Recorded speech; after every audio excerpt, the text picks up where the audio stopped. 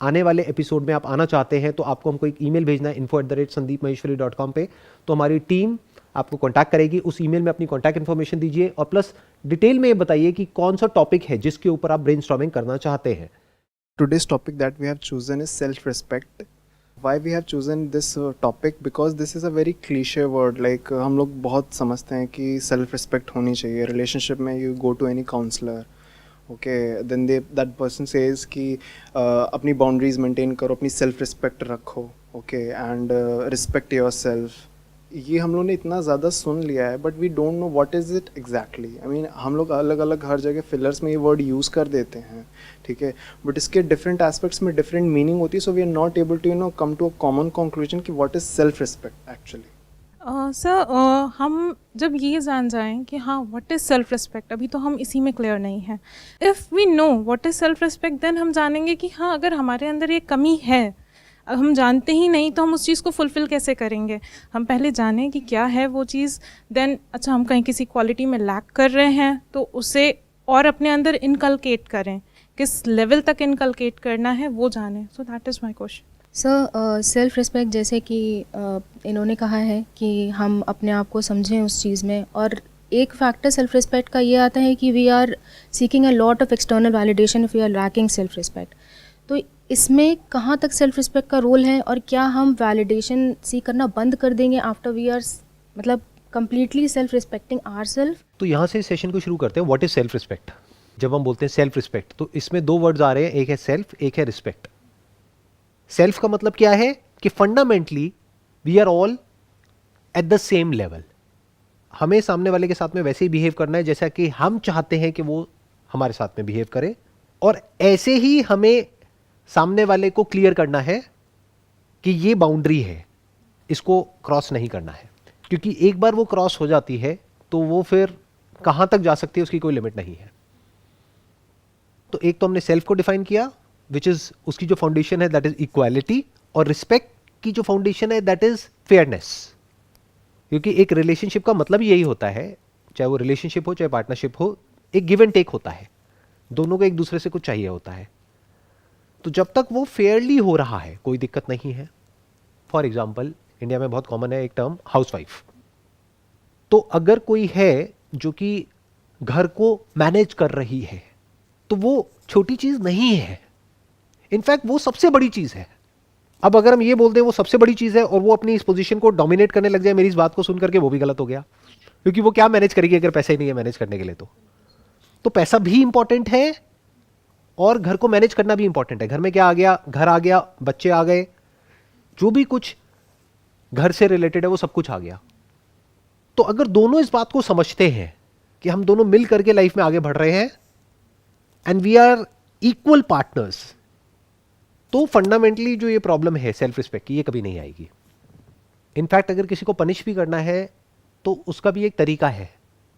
वो तरीका क्या है कि अगर आप खुद उस पोजीशन में हो तो आप क्या चाहते हो कि आपको कैसे ट्रीट किया जाए। हमने भी तो बहुत गलतियां करी है, किसने नहीं करी।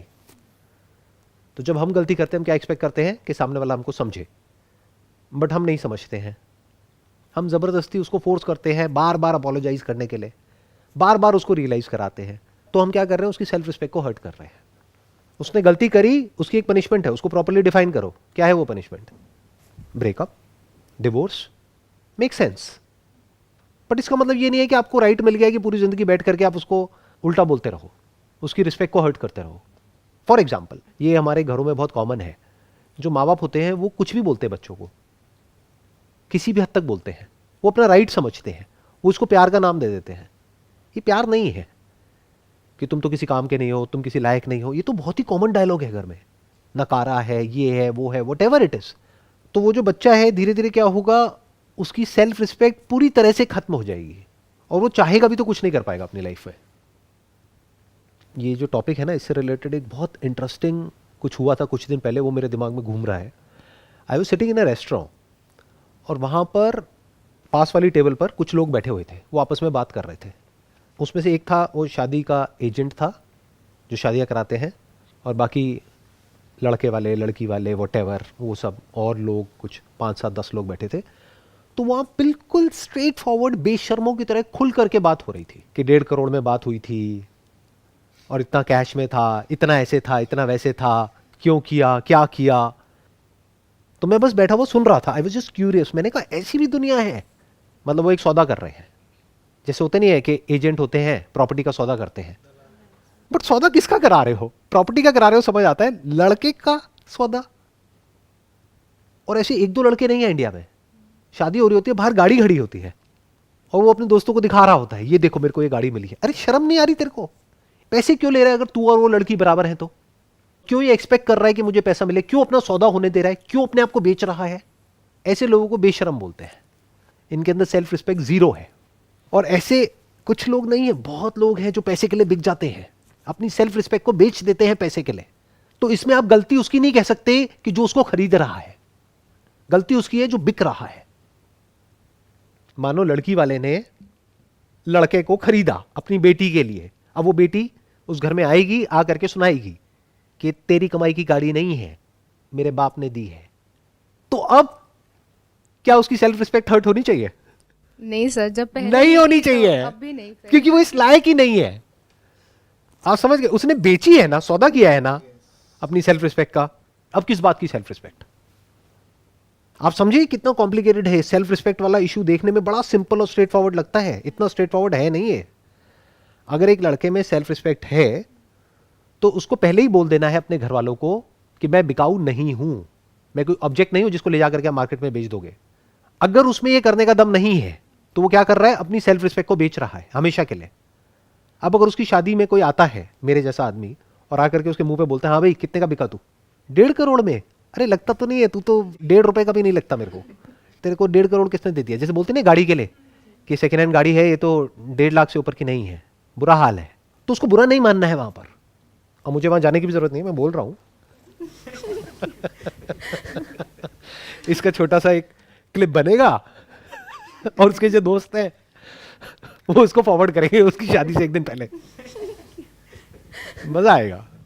तो उसकी सेल्फ रिस्पेक्ट हर्ट नहीं होनी चाहिए, क्योंकि उसकी सेल्फ रिस्पेक्ट है ही कहां। सर ये कैन वी से कि self respect is all about standards that you set about yourself? Self respect is all about equality. It's all about fairness. You must be fair with the other person. Whether it's a relationship of an employer-employee, whether it's a relationship of two people living together or who got married, तो वहां पे equality होनी बहुत जरूरी है। आपको ये समझना है कि जो सामने वाला पर्सन है वो और मैं एक्चुअल में इक्वल है, बाहर से दिखाने के लिए नहीं। मान लो आप वर्किंग हो, आपकी जो वाइफ है वो हाउसवाइफ है, तो आप दोनों इक्वल हो। ये नहीं है कि वो हाउसवाइफ है तो आप कुछ भी उसको बोलने लग जाओगे या उसको जा करके इंसल्ट करोगे या कुछ उल्टा सीधा बोलोगे। इसका मतलब क्या है? आपके खुद के फंडे क्लियर नहीं है। तो इसकी शुरुआत कहां से होती है सेल्फ रिस्पेक्ट की? कि आपके खुद के फंडे क्लियर होने चाहिए, दैट इज वन। बट आपके फंडे क्लियर है और सामने वाले के नहीं है, अब क्या करोगे? Take a stand. सो हम अभी बात कर रहे थे जैसे इंडिया में पेरेंटिंग की, कि हम जनरली हमारे यहाँ पेरेंट्स होते हैं, एल्डर्स होते हैं। समटाइम्स व्हाट हैपन्स, जब हम मिस्टेक करते हैं and we are pointed it out whether by our elders, चाहे रिलेशनशिप्स में हो, तो हम वहाँ एकदम से हम शट हो जाते हैं। हम या तो चुप हो जाते हैं एकदम, या गुस्सा हो जाते हैं, तो चुप हो जाते हैं तो अंदर से गुस्सा हो जाते हैं। हाँ, चुप होके शांत हो जाते हैं। हम अपने आप को अंदर ही अंदर डिमीन करने लगते हैं। Okay, we have made this mistake, now we have to listen to it, it's done. हाँ, तो उनसे आप बड़े पोलाइटली आराम से बात कर सकते हो कि मैंने माना मेरे से गलती हो गई, बट गलती तो आपसे भी हुई होगी कभी ना कभी लाइफ में। क्योंकि अगर आप कहते हो कि मैं एक गलती हूं, तो मैं किस गलती की वजह से इस दुनिया में आया? जो गलती आपने करी। आप आराम से बैठ करके उनसे बात कर सकते हो कि आई एक्सेप्ट कि मेरे से गलती हो गई है, बट बार बार जो आप मुझे बोलते हो मुझे अच्छा नहीं लगता है, तो प्लीज़ आप आगे से मत बोलना, क्योंकि आप कुछ मेरे को बोलोगे फिर ऐसा ना हो मैं भी कुछ ऐसा बोल दूं कि फिर आपकी भी जो सेल्फ रिस्पेक्ट है वो हर्ट हो जाए। तो इसको बोलते हैं स्टैंड लेना। ये मत समझो कि ये दुनिया आपकी रिस्पेक्ट करेगी अगर आप खुद अपनी रिस्पेक्ट नहीं करोगे तो। और इस गलत फहमी में भी मत रहना कि अगर आप सामने वालों की रिस्पेक्ट नहीं करोगे तो वो आपकी रिस्पेक्ट करेंगे। तो आप उनकी रिस्पेक्ट कर रहे हो इसलिए नहीं कि उसमें उनका फायदा है, आप उनकी रिस्पेक्ट कर रहे हो क्योंकि उसमें आपका फायदा है। दैट इज नंबर वन, वो आपको खुद को समझना है। ये इसकी एक लेयर हो गई। क्योंकि आप किसी की रिस्पेक्ट करोगे तो ही वो आपकी रिस्पेक्ट करेगा। आप किसी से तमीज से बात करोगे तो ही वो आपसे तमीज से बात करेगा। फिर वो चाहे आपके यहाँ पे पियोन है, चाहे सर्वेंट है, चाहे कोई भी है, आप उससे तमीज से बात करोगे तो देयर इज अ पॉसिबिलिटी कि आपसे भी वो तमीज से बात करेगा। बट मान लेते हैं आप तमीज से बात कर रहे हो सामने वाले से और वो बदतमीजी कर रहा है, अब क्या करोगे? You have to take a stand, simple. You have to fight for what is right. What is right? Equality. Equality is your right, you are living in a democratic country. अब आप कहोगे नहीं, लड़ना मुझे अच्छा नहीं लगता है। अरे भैया, लड़ाई इज पार्ट ऑफ लाइफ। लड़ने से इतना डरते क्यों हो? बजाय अपने अंदर एक लड़ाई हो, एंगर अंदर ही अंदर चलता रहे, इससे अच्छा है उसका सोल्यूशन निकालो।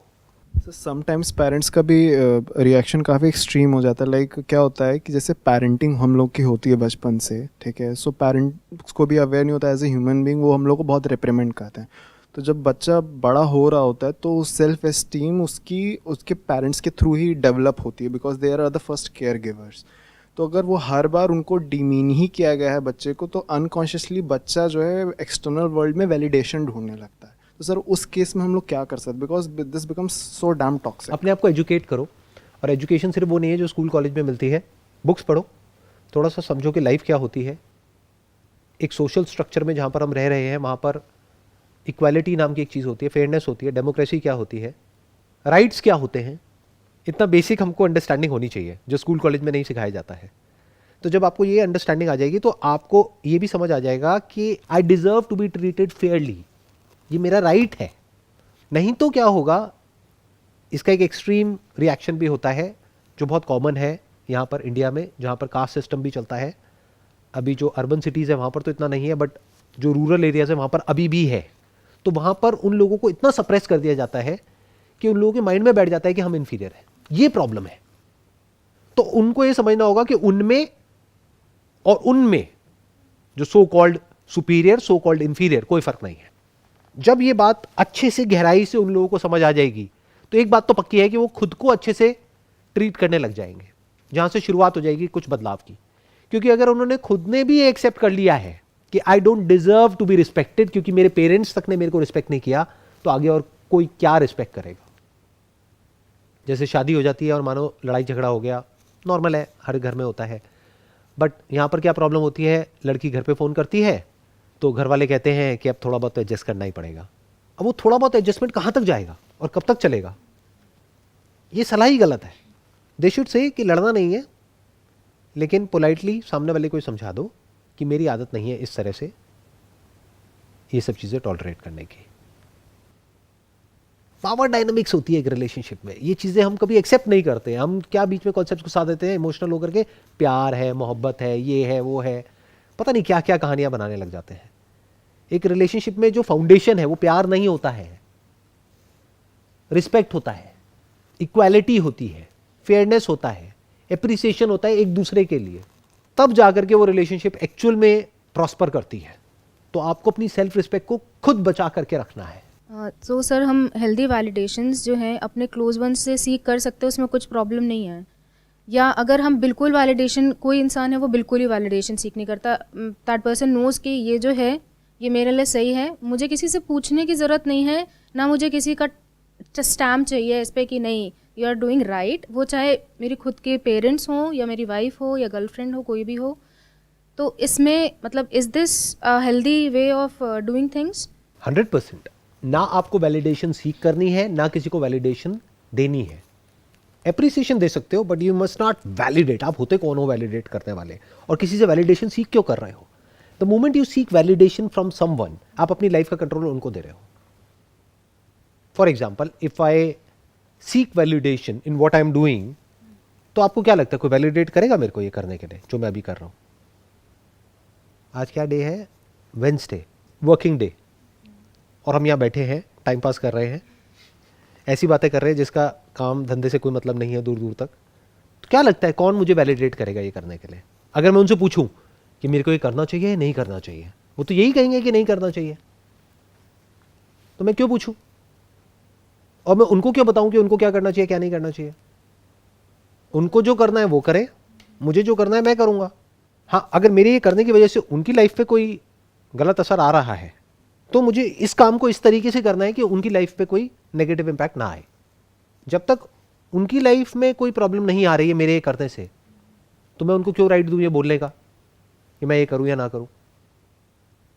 एक और आपको बहुत बड़ा सीक्रेट बताता हूं, कभी भी किसी से राय लेते हो ना, उससे ये मत पूछो कि मेरे को ये करना चाहिए नहीं करना चाहिए, फंस जाओगे।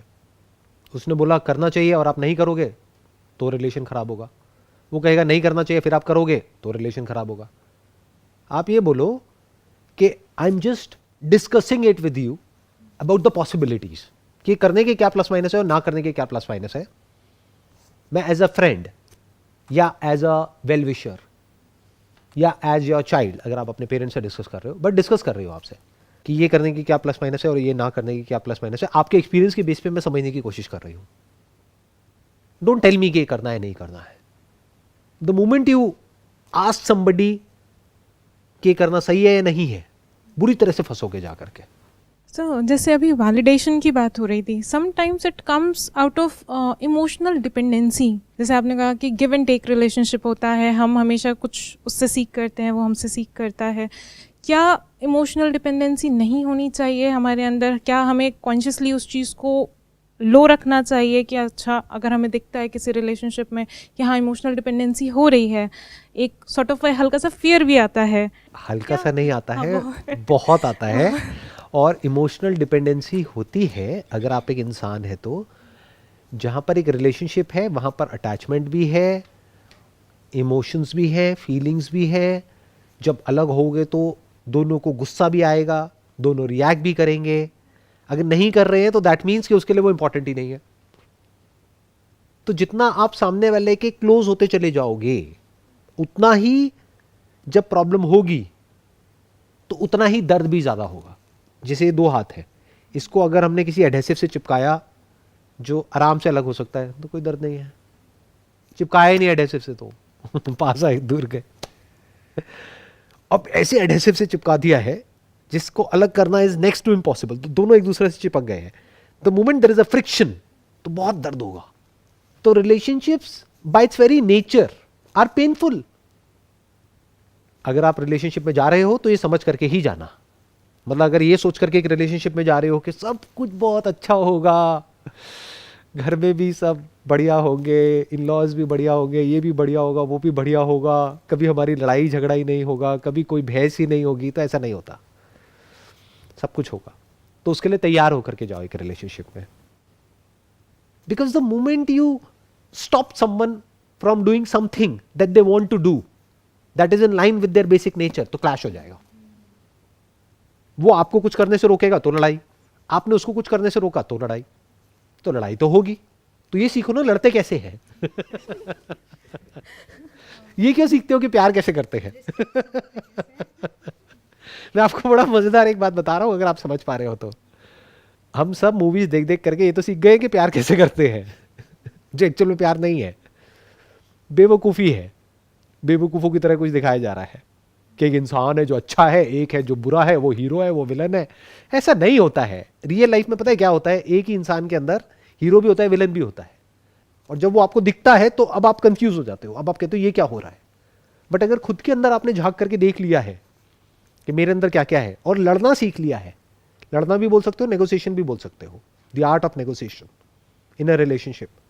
फिर वो पर्सनल रिलेशनशिप हो सकती है, मैरिज हो सकती है, कुछ भी है, तो वो आपको नेगोशिएट करना आना चाहिए। लड़ना जब मैं वर्ड यूज कर रहा हूं तो मैं नेगोशिएशन की बात कर रहा हूं। नेगोशिएशन में लड़ाई होती है, कई कई महीनों तक नेगोशिएशन चलती है, फिर जाकर के दोनों पार्टीज एक दूसरे के पॉइंट पे एग्री करती है, कहीं बीच में सेटलमेंट होता है। नेगोशिएशन को अगर हम एज अ स्किल देखें, ठीक है, जो कि हमारी डे टू डेली लाइफ में, चाहे बिजनेस हो चाहे एम्प्लॉय रिलेशनशिप हो, तो कहीं ना कहीं जो साम दाम दंड भेद चाणक्य नीति में बोला गया है वो हम लोग यूज़ भी कर सकते हैं। लेकिन सर कई बार वहाँ पे माइंड में डाउट आ जाता है कि एथिक्स के साथ कॉम्प्रोमाइज़ ना हो जाए। ये जो साम दाम दंड भेद है ना, ये कोई गलत चीज नहीं है। ये क्या है कि सामने वाले को क्या चाहिए, उसके अकॉर्डिंग आप सामने वाले के साथ में बिहेव कर रहे हो। दाम मतलब सामने वाले को आपसे पैसा चाहिए और आप उससे पैसे की बातें नहीं कर रहे, प्यार मोहब्बत की बातें कर रहे हो, तो गड़बड़ हो गई ना। वो रिलेशनशिप चलेगी क्या। आप मेरी कंपनी में आ जाते हो जॉब के लिए, आप ज्वाइन कर लेते हो। अब मैं आपको पैसे तो नहीं दे रहा, आप आए हो पैसे के लिए कि पैकेज की हमने बात करी कि भाई साल का 10 लाख रुपए आपको मिलेगा। अब मैं वो आपको नहीं दे रहा, लेकिन बातें बड़ी प्यारी प्यारी कर रहा हूं और आपको अपने कैबिन में साथ में बिठा रहा हूँ, साथ में हम खाना खा रहे हैं, सब कुछ कर रहे हैं, बट जब महीना एंड होता है तो आपके हाथ में काट पीट करके 2 लाख रुपए पकड़ा देता हूं, तो गड़बड़ हो गई ना। और ये भी हो सकता है कि कोई इंसान है, उसके लिए पैसा इतना मैटर नहीं करता है एक लेवल के बाद में जाकर के। अब इसको आप बारीकी से ऑब्जर्व कर सकते हो अपने आसपास में, तो आपको समझ आता चला जाएगा कि कैसे किस रिलेशनशिप को मैनेज करना है। कई बार रिलेशनशिप को खत्म भी किया जाता है जब समझ आ जाता है कि उस रिलेशनशिप में कुछ है ही नहीं दोनों के लिए, और फिर भी हम खींचे चले जा रहे हैं, तो खत्म करो उसको। सो इस तरह से लॉन्ग टर्म पर्सपेक्टिव से सोचा जाता है कि इस रिलेशनशिप में किसके लिए क्या है, सामने वाले को क्या चाहिए। इन अदर वर्ड्स, वही जो मैंने कहा, फेयर प्ले, मतलब it has to be a win win for both. और ये इतना आसान है एक लेवल पे समझना, और एक लेवल पे बहुत मुश्किल है। क्यों? क्योंकि इंसान बोलता कुछ है, एक्चुअल में होता कुछ और है। आपकी जो वाइफ है आपको बोलेगी कुछ और, नाराज किसी और बात पे होगी। तो समझना पड़ेगा कि वो एक्चुअल में किस बात पे नाराज है, और एक्चुअल में उसको क्या चाहिए अपनी लाइफ से। वो उसको खुद भी नहीं पता है, आपको भी नहीं पता है कि आपको अपनी लाइफ से क्या चाहिए। तो जब ऐसे दो लोग आकर के मिलते हैं तो वहां पर बहुत लड़ाई झगड़े होते हैं, एक प्रॉपर रिलेशनशिप बनी नहीं पाती है। जब एक इंसान को क्लियर हो जाता है कि मुझे अपनी लाइफ से क्या चाहिए, तो ये क्लियर करना कोई छोटी चीज नहीं है, ये बहुत बड़ी क्लैरिटी है लाइफ में। If you can actually do it in real life, if you can make it happen. एक एस्पेक्ट है लाइफ में ये क्लियर होना कि मुझे अपनी लाइफ से क्या चाहिए। मान लो पीस ऑफ माइंड चाहिए, बट ये जो पूरी दुनिया मुझे जिस डायरेक्शन में भगा रही है वहां पर पैसा तो है, पीस ऑफ माइंड नहीं है। अब मैं क्या करूं? क्योंकि जहां मैं इस पीस ऑफ माइंड के डायरेक्शन में गया वहां पे वैलिडेशन 0 है, तो अब तो मैं फंस गया। अब क्या करूं? तो if you can actually create a situation in your life जहां पे आपने फिगर आउट कर लिया कि मुझे अपनी लाइफ से क्या चाहिए, तो इस क्लैरिटी के साथ साथ आपको क्या मिलेगा, आपको यह भी समझ आ जाएगा सामने वाले को क्या चाहिए। अब अगर आप उसके हिसाब से एक्ट करोगे तो वो रिलेशनशिप स्ट्रांग होती चली जाती है, फिर वो अनब्रेकेबल हो जाती है, अनशेकेबल हो जाती है। अब आप ये कह सकते हो कि वो रिलेशनशिप 99% आपको वो दे रही है जो लाइफ में सबसे इंपॉर्टेंट है। वो क्या है? एक रिलेशनशिप। लाइफ में रिलेशनशिप से ऊपर कुछ नहीं है। एक बहुत बड़ी रिसर्च हुई थी हार्वर्ड में या ऑक्सफोर्ड में कहीं पे, 25 ईयर्स समथिंग, हैप्पीनेस के ऊपर। तो एक कंक्लूजन सिंपल सा निकल करके आया, कोई बहुत अमीर गरीब ये वो वटेवर, जिसकी रिलेशनशिप अच्छी थी वो खुश थे at the age of 70 years 80 years, जिनकी नहीं थी वो दुखी थे। तो इतनी इंपॉर्टेंट है रिलेशनशिप। सर मैं पूछना चाहती हूँ, क्या मैं करेक्ट हूँ इस चीज़ में? मुझे ऐसा लगता है कि अगर कोई क्लैरिटी आ जाती है हमारे मन में, जैसे हम अपने आप से पूछते हैं कि हमें क्या चाहिए, that is the biggest question. हमें लाइफ से क्या चाहिए, हमारा पर्पस क्या है, हम हैं कौन। मुझे ऐसा लगता है जैसे ये कड़ी है, अगर हम एक कड़ी खोल देते हैं तो धीरे धीरे करके कई सारी कड़ियाँ हैं जो खुलती चली जाती हैं, और अंडरस्टैंडिंग लेवल हमारा बढ़ता चला जाता है। जो हम सेल्फ रिस्पेक्ट की बात कर रहे हैं, डिपेंडेंसी की बात कर रहे हैं, इमोशंस की बात कर रहे हैं, फियर की बात करते हैं, ओवर थिंकिंग, कई सारे ऐसे टॉपिक्स हैं, ये सारे जुड़े हुए हैं। एक्सपेक्टेशंस हो गई, हमें जस्ट एक कड़ी हम धीरे से खुलेंगे तो इट्स ऑल रिलेटेड। क्या मैं सही हूँ इस चीज़ में? एब्सोल्युटली। इसकी जो सबसे पहली कड़ी है वो आप खुद हो। अगर आप खुद को अच्छे से समझते चले जाओगे, आपको समझ आ जाएगा आपके अंदर क्या पॉजिटिव है, क्या नेगेटिव है, क्या स्ट्रेंथ्स हैं, क्या वीकनेसेस हैं, क्या अच्छाइयाँ हैं, क्या बुराइयाँ हैं, आप कितने अच्छे हो और कितने बुरे हो। अब ऐसा नहीं आप सिर्फ अच्छे हो या बुरे हो, आप अच्छे हो कोई और बुरा है। लोग यहाँ जीते हैं बच्चों की तरह कि अच्छा इंसान है वो बुरा इंसान है। ये क्या होता है?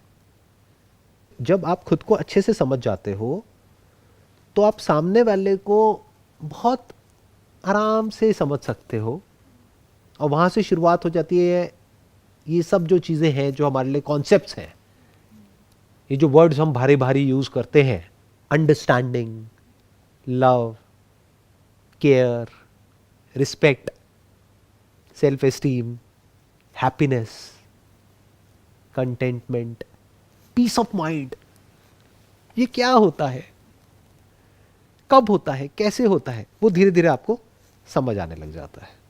और जितना गहराई से आप इन चीज़ों को समझते हो उतना ही डीपली आप सामने वाले से कनेक्ट हो जाते हो। जैसे लोग स्पिरिचुअलिटी का मतलब क्या समझते हैं? डिटैचमेंट। बकवास। Spirituality is ultimate attachment, total attachment.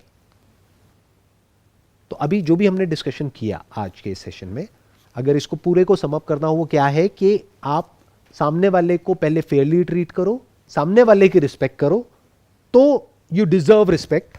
अगर आप ही रिस्पेक्ट नहीं करते यू डोंट डिजर्व रिस्पेक्ट. अगर आप खुद की रिस्पेक्ट नहीं करते तब भी you don't deserve to be respected.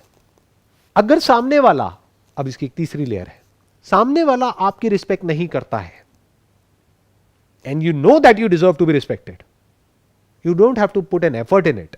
You will immediately take a stand and fight for what is right and tell it to the other person, I don't deserve to be treated in such a way. I hope that sums up the whole conversation. Wish you all the best. It was pleasure talking to you and pleasure meeting you.